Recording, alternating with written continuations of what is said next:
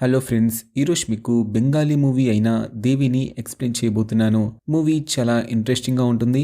ఇందులో దయ్యాలు భూతాలతో పాటు మన సొసైటీలో తిరిగే మనుషుల రూపంలో ఉన్న రాక్షసుల గురించి కూడా గట్టిగానే చూపించారు. సో లేట్ చేయకుండా ఆ వీడియో స్టార్ట్ చేద్దాం. దానికంటే ముందు మీరు ఇంకా మన ఛానల్ని సబ్స్క్రైబ్ చేసుకోలేదా? వెంటనే చేసుకోండి. సో ఇక స్టోరీ విందాం పదండి. స్టోరీ స్టార్ట్ అవ్వగానే మనకి కల్బుని అని ఒక దట్టమైన ఫారెస్ట్ ని చూపిస్తారు. అక్కడ మాయా అనే భయంకరమైన మంత్రగత్తె ఉంటుందంట. అందుకే రాత్రిపూట అటువైపు వెళ్లాలంటేనే జనాలు గజగజ వణికిపోతారు. సీన్ కట్ చేస్తే నెక్స్ట్ సీన్ లో భార్య భర్తల్ని చూపిస్తారు. వాళ్ళ చిన్న పాపకి అసలు హెల్త్ బాగోద్దు. పాపకేమో హై ఫీవర్ ఉంటుంది. టైం చూస్తే అర్ధరాత్రి. సో డాక్టర్ దగ్గరికి వెళ్ళాలి అంటే ఆ దయ్యాల అడవి రూట్ లోనే వెళ్ళాలి. సో వేరే ఆప్షన్ అయితే లేదు. ఆ భర్తగాడు భయంతో చేస్తూ తన వైఫ్ తో, ఏమే ఆ మాయదయం రాకముందే ఫాస్ట్ గా నడువు అంటాడు. పాపం ఆవిడ భయంతో షివరింగ్ అవుతూ ఉంటే హనుమాన్ చాలీసా చదువుకుంటూ రా అని చెప్పేసి బిల్డప్ ఇస్తాడు. వీళ్ళింకా దేవుడి పేరు తలుచుకోవడం స్టార్ట్ చేశారో లేదో సడన్ గా ఆ మాయదయ్యం వాళ్ళ ముందు వచ్చి ల్యాండ్ అయిపోతుంది. అది చూడగానే మనడికి ఫ్యూజులు ఎగిరిపోతాయి. భార్యని బిడ్డని గాలికి వదిలేసి వెనక్కి తిరిగి చూడకుండా పరుగో పరుగు అని చెప్పేసి జంప్ అయిపోతాడు. కానీ పాపం ఆవిడ భయంతో కాళ్ళు ఫ్రీజ్ అయిపోయి ఆ బిడ్డని గట్టిగా హక్ చేసుకుని అక్కడే ఉండిపోతుంది. నన్ను వదిలేసేయి అని ఎంత ఏడ్చినా కూడా ఆ మాయ రాక్షసి కనికరించకుండా వాళ్ళ మీద బ్రూటల్ గా అటాక్ చేస్తుంది. ఇక్కడ సీన్ కట్ చేస్తే నెక్స్ట్ సీన్ లో ఒక అమ్మాయి ప్రాణభయంతో ఉరుకులు పరుగులు పెడుతూ ఉంటే కొంతమంది రౌడీస్ ఆ అమ్మాయిని చేస్ చేస్తుంటారు. ఆ అమ్మాయి ఎంత ఎస్కేప్ అవ్వాలని చూసినా కూడా చివరికి ఆ రౌడీస్ ఆ అమ్మాయిని క్యాచ్ చేసి లాక్కెళ్ళిపోతుంటారు. ఇప్పుడు జరిగిందంతా కూడా మన హీరో సూర్జో చెట్టు చాట్ నుంచి జరిగింది మొత్తం రికార్డ్ చేస్తుంటాడు. రికార్డింగ్ అయ్యాక సూర్జో తన ఫోన్ లో లైవ్ ఆన్ చేసి పబ్లిక్ కి ఒక విషయం చెప్తాడు. చూడండి ఫ్రెండ్స్, నా పేరు సూర్జో, మీ స్టింగ్ ఆపరేషన్ స్పెషలిస్ట్ ని. నేను ఇప్పుడు మోరాగాచి అనే ఇటుక బట్టీల ఏరియాలో ఉన్నాను. ఇక్కడ లాస్ట్ 1 year నుంచి గర్ల్స్ ట్రాఫికింగ్ జరుగుతుంది అని చెప్తూ ఇక్కడికి రావడం చాలా రిస్క్. అయినా కూడా మీకోసం వచ్చా అని చెప్పి నా ఛానల్ ని ఫాలో అవ్వమని చెప్పి లైవ్ స్టాప్ చేస్తాడు. ఆ తర్వాత రౌడీస్ ఆ అమ్మాయిని ఎక్కడికి తీసుకెళ్తున్నారు రికార్డ్ చేయడానికి ఒక ఎత్తైన గోడ ఎక్కేస్తాడు. అక్కడ ఆల్రెడీ చాలా మంది అమ్మాయిల్ని కిడ్నాప్ చేసి బంధించి ఉంచుతారు. అసలు ట్విస్ట్ ఏంటంటే ఇందాక పారిపోయిన అమ్మాయిని వీళ్ళు ముందే కిడ్నాప్ చేసి ఉంచుతారు. కానీ ఆ పిల్లేమో చాలా క్లెవర్ గా ఎస్కేప్ అయి ఉంటుంది. మళ్ళీ ఇప్పుడు పట్టుకొచ్చారన్నమాట. దాంతో వాళ్ళ బాస్ రౌడీస్ ని చాలా తిడతాడు. అసలు ఆ పిల్లకి డోసు ఇవ్వలేదారా, అలా ఇలా పారిపోయిందిరా అని చాలా తిడతాడు. ఆ రౌడీగాడేమో ఇచ్చాం బాస్ ఇచ్చాం, కానీ డోస్ సరిపోలేదేమో ఆమెకి అని చెప్పి అమాయకంగా మొహం పెడతాడు. దాంతో ఆ బాస్ గాడు ఇంకొంచెం ఐడోస్ ఇచ్చి ఆ పిల్లని పడేయండి అని చెప్పి ఆర్డర్ చేస్తాడు. వాడు ఆ అమ్మాయికి ఇంజెక్షన్ ఇవ్వడానికి వెళ్తుంటే ఆ బాస్ గాడు సడన్ గా పైకి లేచి మన సూర్జోని స్పాట్ చేసేస్తాడు. అరే ఎవ్వట్రా వాడు, వీడియో తీస్తున్నాడు, క్యాచ్ చేయండి అని చెప్పి అరుస్తాడు. సూర్జో కెమెరా పట్టుకుని లగెత్తరా అని చెప్పి పరిగెత్తుతూ ఉంటాడు. వెనకాల రౌడీస్ కుక్కలా వెంట పడతారు. ఎలాగైనా ఎస్కేప్ అవ్వాలని సూర్జో పరిగెడుతూ ఉంటే సడన్ గా ఆపోజిట్ నుంచి ఒక రౌడీగాడు వచ్చి కర్రతో మన సూర్జో గాడి మీద టప్ మని కొడతాడు. ఆ దెబ్బకి సూర్జో అన్కాన్షియస్ అయిపోయి కింద పడిపోతాడు. ఇంకేముంది, రౌడీస్ వాడిని పట్టుకొని కెమెరా లాక్కొని అందులో ఉన్న మెమరీ కార్డ్ ని తీసేసుకుంటారు. వీడిని ఏం చేద్దాం బాస్, ఇప్పుడే లేపేద్దామా అని అడిగితే దానికి ఆ బాస్ గాడు నో ఇప్పుడు చంపితే ప్రాబ్లం అవుతుంది కదా, వీడిని ఆ కల్బుని ఫారెస్ట్ లోకి తీసుకెళ్ళండి, అక్కడే పని కానిచ్చేద్దాం అని చెప్పి స్కెచ్ చేస్తారు. వాళ్ళు అలా డిస్కస్ చేసుకుంటూ ఉండగా ఎక్కడి నుంచో టపాటపమంటూ రాళ్ళు వచ్చి వాళ్ళకి తగులుతుంటాయి. ఎవట్రా బాబు గులేర్తో కొడుతున్నాడు అని వాళ్ళు షాక్ అయ్యి సూర్జోని అక్కడే వదిలేసి దాక్కుంటారు. అప్పుడు పొదల చాట్ నుంచి ఒక చిన్న అమ్మాయి బయటకు వస్తుంది. ఆ అమ్మాయి పేరే దేవి, మన హీరో సూర్జో డాటర్ అన్నమాట. పాపం వాళ్ళ డాడీని సేవ్ చేసుకోవడానికి వచ్చింది. కానీ సూర్జో మాత్రం కూతురుని చూసి ఎమోషనల్ అవ్వకుండా సీరియస్ అవుతాడు. ఏంటే బేబీ, నువ్వు ఇక్కడికి ఎందుకు వచ్చావు, నేను చెప్పింది వినవా, ఎందుకింత మొండిదానివి అని చెప్పి తిడతాడు. ప్రాణం కాపాడితే థ్యాంక్స్ చెప్పడం మానేసి తిడతాడేంటి మామ వీడు. సర్లే. దానికి దేవి అంటుంది, డాడీ నేనేమో నీ లైఫ్ సేవ్ చేశాను, నువ్వేమైనా తిడతావేంటి అని కోపంగా ఆ రోప్స్ ని విప్పేస్తుంది. ఇంతలో ఒక రౌడీగాడు అది చూసి, అరే ఇదొక చిన్న పిల్లరా, పట్టుకోండి, ఇద్దరిని పట్టుకోండిరా అని చెప్పి అరుస్తాడు. సూర్జో వెంటనే దేవిని ఎత్తుకొని అక్కడి నుంచి జంప్ అయిపోతాడు. రౌడీలు వెనకాలే పడతారు. కానీ మనోళ్ళు తెలివిగా పెద్ద పెద్ద రాళ్ల చాట్న దాక్కుంటారు. రౌడీస్ వాళ్ళని చూడలేక ముందుకెళ్లిపోతారు. అలా ఫాదర్ అండ్ డాటర్ ఇద్దరు ఇంటికి సేఫ్ గా రీచ్ అవుతారు. ఇంటికి వెళ్ళగానే సూర్జో వాళ్ళ మదర్ గట్టిగా క్లాస్ పీక్తుంది, నీకంత రిస్క్ అవసరం ఆరా ఎదవా అని. కానీ సూర్జో మాత్రం, అమ్మ నేను ఒక ఆడపిల్లకి తండ్రిని, బయట ఎంతో మంది ఇన్నోసెంట్ అమ్మాయిలకి అన్యాయం జరుగుతుంటే చూస్తూ సైలెంట్ గా ఉండలేను కదా అని చెప్పి సెంటిమెంట్ డైలాగ్ చెప్పేస్తాడు. దాంతో వాళ్ళమ్మ కొంచెం కూల్ అవుతుంది. ఇక సీన్ కట్ చేస్తే ఆ మాయదయ్యం ఆ మదర్ని చంపేశాక ఆ చిన్న పాపని కూడా చంపి తన రిచువల్లో బలిచ్చేస్తుంది. ఇప్పటిదాకా అది 99 మంది పిల్లల్ని సాక్రిఫైస్ చేసింది. ఈ పాప 100వ బలి అన్నమాట. దీని వెనకాల ఉన్న దాని ప్లాన్ ఏంటంటే వరల్డ్ లోనే మోస్ట్ పవర్ఫుల్ విచ్ గా మారాలని దాని కోరిక. పూజ కంప్లీట్ అవ్వగానే ఒక భయంకరమైన పిశాచి ప్రత్యక్షమవుతుంది. మాయా ఆ పిశాచికి నమస్కరించి నీకోసం 100 మంది కన్యల్ని బలిచ్చాను, నాకు అల్టిమేట్ పవర్ కావాలని చెప్పి అడుగుతుంది. ఆ పిశాచి దానికి పవర్స్ ఇస్తుంది, కానీ ఒక వార్నింగ్ కూడా ఇస్తుంది. నీకంటే పవర్ఫుల్ అయిన ఒక అమ్మాయి పుట్టింది. ఆ అమ్మాయి నీ పాలిట యముడ్లాగా మారిపోతుంది. సరిగ్గా 18 సంవత్సరాలు రాగానే ఆ అమ్మాయి చేతిలోనే నీ డెత్ కూడా రాసిపెట్టి ఉంది అని చెప్పి బాంబు పేలుస్తుంది. అది వినగానే మాయా విచిత్రంగా నవ్వుతూ అది నా దాకా వచ్చేలోపే నేనే దాన్ని వెతికి పట్టుకొని ఫినిష్ చేసేస్తా అని చెప్పి ఛాలెంజ్ చేస్తుంది. మరి ఓవర్ కాన్ఫిడెన్స్ మామ దానికి. ఇంకొక వైపు సుర్జో తన చేతిలో ఉన్న మెమరీ కార్డ్ చూసుకొని చాలా హ్యాపీగా ఫీల్ అవుతూ ఉంటాడు.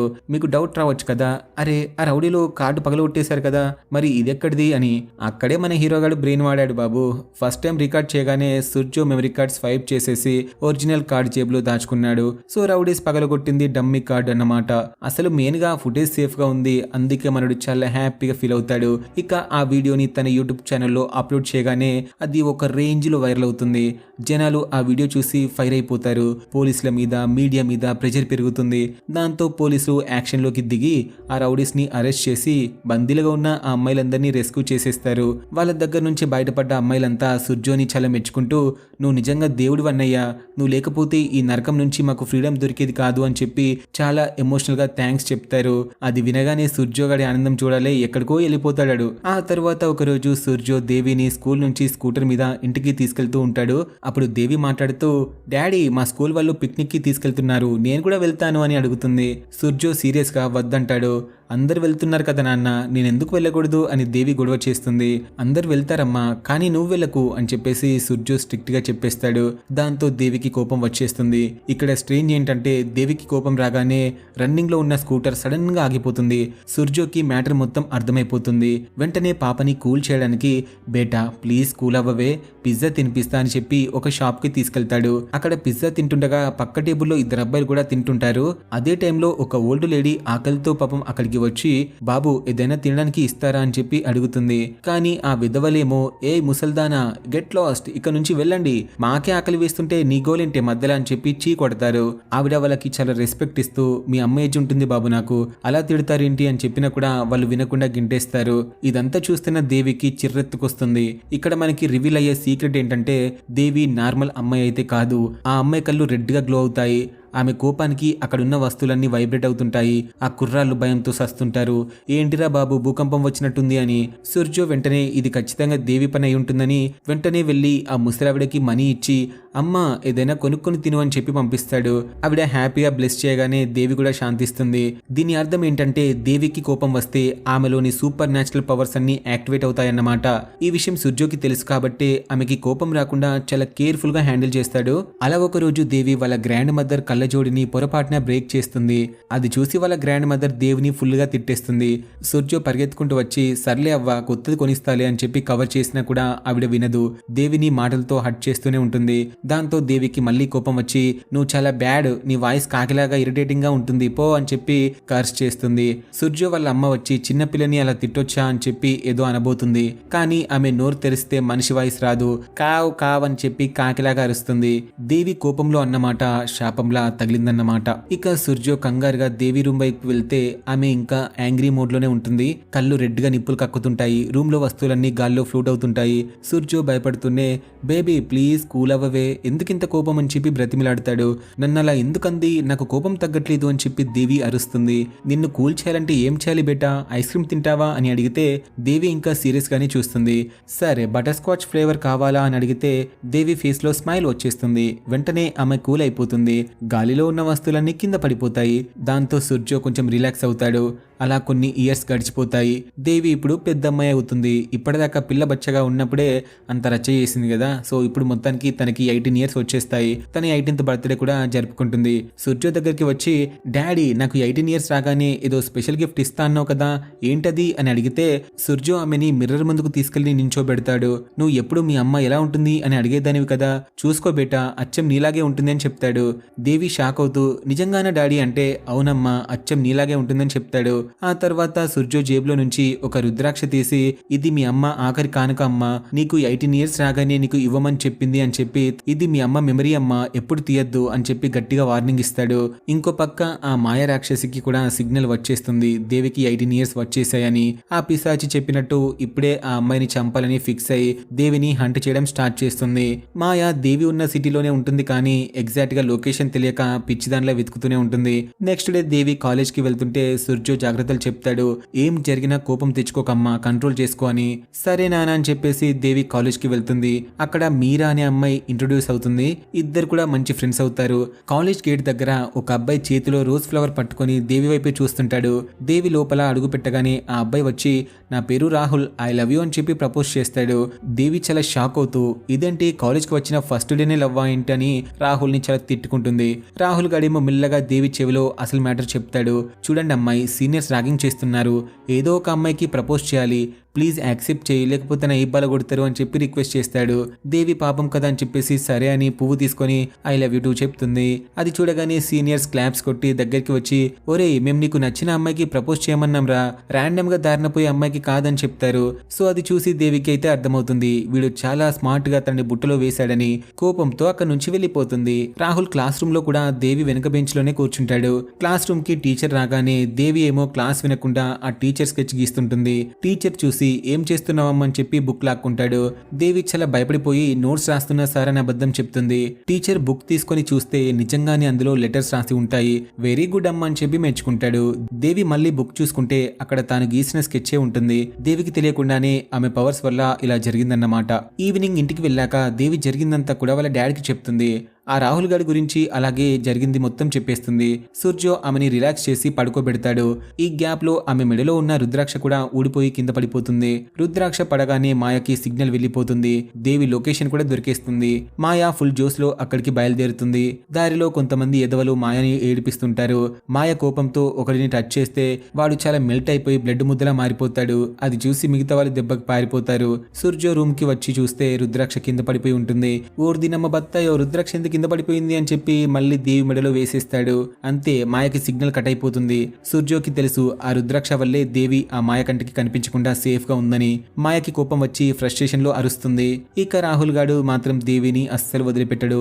సూర్జో గాడేమో వాడి టాలెంట్ చూసి వ్లాగ్స్ కి ఎడిటింగ్ కోసం పనిలో పెట్టుకుంటాడు. సో వాడు ఇంటికి రావడం స్టార్ట్ అవుతుంది. మెల్లిగా దేవి కూడా వాడి లవ్ లో పడిపోతుంది. ఇద్దరు లవ్ బర్డ్స్ అయిపోతారు. మధ్యలో చాలా సార్లు రుద్రాక్ష పడిపోవడం, మళ్ళీ సూర్జో పెట్టడం జరుగుతుంది. కానీ ఈ గ్యాప్ లో మాయ కాలేజ్ వరకు వచ్చేస్తుంది. కాలేజ్ లో న్యూ లెక్చరర్ గా జాయిన్ అవుతుంది. దేవిని చూస్తుంది కానీ రుద్రాక్ష మెడలో ఉండడం వల్ల ఆమెనే ఈ అమ్మాయి అని చెప్పి గుర్తుపట్టలేకపోతుంది. క్లాస్ అయిపోయాక దేవి మీరా బయటికి వస్తుంటే ముగ్గురు సీనియర్స్ మీరాని హ్యారెస్ చేస్తుంటారు. అందులో జిక్కి అనేవాడు మెయిన్. వాడి బ్రదర్ పెద్ద బిజినెస్ మ్యాన్ అంట. దేవి వాడితో గొడవ పెట్టుకుంటుంది. జిక్కిగాడు అక్కడ చాలా ఓవర్ చేస్తూ ఉంటే రాహుల్ మధ్యలో వచ్చి వాడిని కొట్టడం స్టార్ట్ చేస్తాడు. ఇంతలో మాయా మేడం ఎంట్రీ ఇచ్చి ఆపుతుంది. జిక్కిని తిట్టి క్లాస్ కి పంపిస్తుంది. నైట్ డిన్నర్ చేస్తూ దేవి జిక్కి గురించి ఇంట్లో చెప్తూ, వాడిని ఏమైనా చేయాలి డాడీ అని అంటే ఇంట్లో వాళ్ళేమో మనం ఏం చేయలేం తల్లి, వాళ్ళు చాలా రిచ్ పీపుల్ అని చెప్పి సర్ది చెప్తారు. దేవికి చాలా కోపం వచ్చి బాల్కనీలోకి వెళ్తే కింద రోడ్డు మీద మీరా నిలబడి ఉంటుంది. మీరా పైకి రావే అని పిలిస్తే మాట్లాడదు. దేవి కిందికి వెళ్తే మీరా ఏదో చెప్పడానికి ట్రై చేస్తూ భయపడుతూ ఉంటుంది. దేవి అగో అగో అని చెప్పి నత్తిగా అంటుంది. అంతలో సుర్జో దేవి అని పిలుస్తాడు. దేవి పలికి వెనక్కి తిరిగి చూస్తే అక్కడ మీరా మాయమైపోతుంది. సుర్జో ఆమెని లోపలికి తీసుకెళ్తాడు కానీ దేవికి మాత్రం డౌట్స్ మీద డౌట్ వస్తాయి. అసలు తను ఏం చెప్పాలనుకుంది, ఎక్కడికి వెళ్ళిపోయింది సడన్ గా అని. మరుసటి రోజు ఉదయం దేవి కాలేజ్ కి వెళ్లేసరికి అక్కడ సిచ్యువేషన్ మొత్తం మారిపోయి ఉంటుంది. కాలేజ్ బయట పోలీస్ జీప్స్, అంబులెన్స్లు, స్టూడెంట్స్ అంతా కూడా బయటే ఉంటారు. దేవికి ఏమీ అర్థం కాదు. అరే నిన్నటిదాకా అంతా నార్మల్ గానే ఉంది కదా, ఇప్పుడేమైంది అని అనుకుంటూ ఆ క్రౌడ్ మధ్యలో నుంచి నెట్టుకుంటూ ముందుకెళ్తుంది. అక్కడ సీన్ చూడగానే దేవి ఒక్కసారిగా షాక్ అయిపోతుంది. ఎందుకంటే అక్కడ ఒక డెడ్ బాడీ ఉంటుంది. ఆ డెడ్ బాడీ ఎవరిదో కాదు, తన ప్రాణ స్నేహితురాలు మీరాది. తన ఫ్రెండ్ ని అలా చూడగానే దేవి మైండ్ బ్లాక్ అయిపోతుంది. కళ్ళలో నుంచి నీళ్ళు వచ్చేస్తాయి. ఇంతలో రాహుల్ పరిగెత్తుకుంటూ దేవి దగ్గరికి వస్తాడు. దేవి వణికిపోతూ, రాహుల్ ఏంటది, అసలు ఎలా జరిగింది అని అడిగితే రాహుల్ డల్గా, మీరా సూసైడ్ చేసుకుంది దేవి, నిన్న రాత్రి హాస్టల్ బిల్డింగ్ పై నుంచి దూకేసి చనిపోయిందంట అని చెప్తాడు. ఆ మాట వినగానే దేవికి పిచ్చెక్కినంత పనవుతుంది. ఏంటి సూసైడా? పిచ్చి పిచ్చిగా మాట్లాడకు రాహుల్. నిన్న రాత్రే కదా మీరా మా ఇంటికి వచ్చింది, నాతో ఏదో చెప్పాలని ట్రై చేసింది కూడా అని అరుస్తుంది. రాహుల్ చాలా కన్ఫ్యూజ్ అయిపోయి, నువ్వేమైనా డ్రీమ్లో ఉన్నావా తల్లి?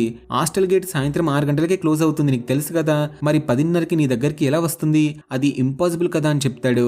దేవికేమో ఏం అర్థం కాదు. ఒక పక్క ఫ్రెండ్ పోయిందన్న బాధ, ఇంకొక పక్క రాత్రి వచ్చింది ఎవరమ్మా అని చెప్పేసి కన్ఫ్యూజన్ లో ఉంటుంది. బెంచ్ మీద కూర్చొని బోర్న ఏడ్చేస్తుంది. అప్పుడే అక్కడికి మాయ, అదే టీచర్ రూపంలో ఉన్న మంత్రగత్తె వస్తుంది. దేవిని ఓదారుస్తూ, ఏడవకు దేవి, మనిషి చనిపోయినా కూడా వాళ్ళ సోల్ ఇక్కడెక్కడో తిరుగుతుంది, అది మన చుట్టూనే ఉంటుంది అని చెప్పి అని పెద్ద ఏదో ఫిలాసఫీ చెప్తుంది. ఆ మాట వినగానే దేవికి బల్బు వెలుగుతుంది. ఓరి దేవుడో, అంటే రాత్రి నన్ను కలవడానికి వచ్చింది మీరా కాదా, మీరా ఆత్మ అన్నమాట అని అర్థం చేసుకొని మళ్ళీ ఏం తెలియనట్టు అమాయకంగా ఇదే విషయాన్ని మాయకి చెప్పేస్తుంది.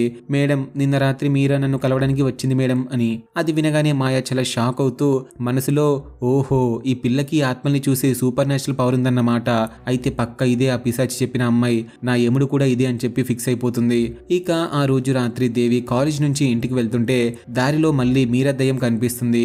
దేవికి ఫస్ట్ టైం కదా, ఫుల్ గా భయపడిపోయి పారిపోతూ ఉంటే ఆ ఆత్మ సడన్ గా దేవి ముందుకు వచ్చి ప్రత్యక్షమై, దేవి ప్లీజ్ దేవి, నన్ను చూసి భయపడకు, నా మాట విను అని బ్రతిమలాడుతుంది.